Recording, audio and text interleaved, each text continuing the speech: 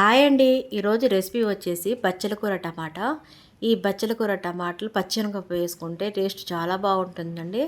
అన్నంలో తింటున్నప్పుడు పలుకు పలుకులుగా తగులుతుంటే ఆ టేస్టే చాలా బాగుంటుంది. దీని తయారీ విధానం చాలా సులువుగా ఉంటుంది. ఇప్పుడు తయారీ విధానం చూద్దాము.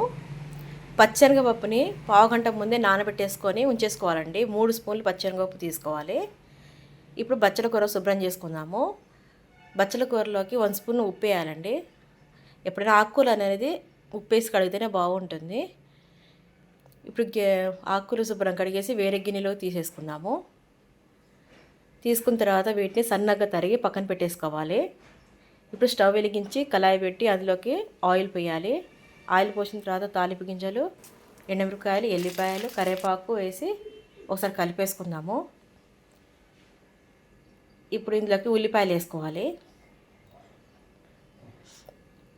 పెద్ద సైజు ఒక ఉల్లిగడ్డ తీసుకున్నానండి. ఈ ఉల్లిపాయని బాగా కలిపేసిన తర్వాత ఇందులోకి పచ్చెనగపప్పు వేసుకోవాలి. ఈ నానబెట్టిన పచ్చెనగపప్పు వేసి బాగా కలిపేసుకోవాలి. ఈ పచ్చెనగపప్పు అనేది ఆయిల్లో ఫ్రై అయితే టేస్ట్ అనేది చాలా బాగుంటుందండి. అందులోకి ఉప్పు, పసుపు వేసి బాగా కలిపేసుకొని బాగా వేగనియాలి.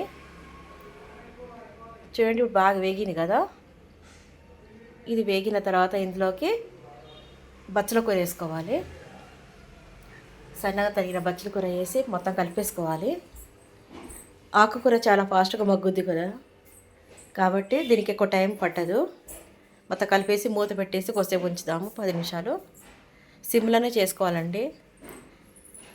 సిమ్లో చేసుకోవడం వల్ల నీరు అనేది బాగా ఊరుతుంది.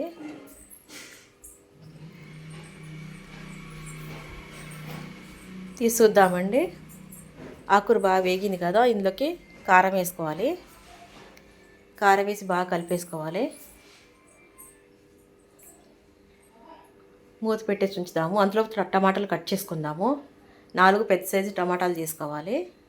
కట్ చేసి పక్కన పెట్టేసుకుందాము.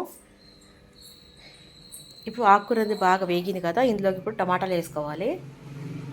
టమాటా వేసిన తర్వాత పైనుంచి సాల్ట్ చల్లాలి. సాల్ట్ చల్లడం వల్ల ఏంటంటే టమాటా అనేది ఫాస్ట్గా మగ్గుతుంది.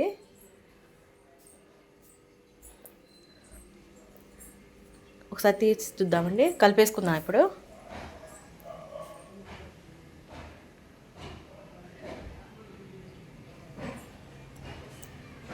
ఆకుకూర చాలా మంచిదండి ఆరోగ్యానికి. ఇది హెల్త్ కూడా చాలా మంచిది.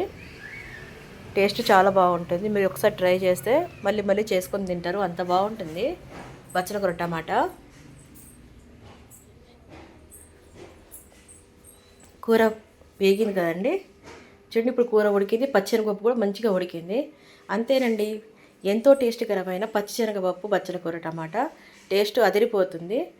మీరు కూడా ఒకసారి ట్రై చేయండి. వేడి వేడి అన్నంలోకి చాలా బాగుంటుంది. ఇది పిల్లలు పెద్దలు అందరూ ఇష్టంగా తింటారు. థ్యాంక్ యూ అండి. ఫస్ట్ టైం చూస్తున్నట్టు లైక్ చేయండి, షేర్ చేయండి, సబ్స్క్రైబ్ చేయండి. Thank you.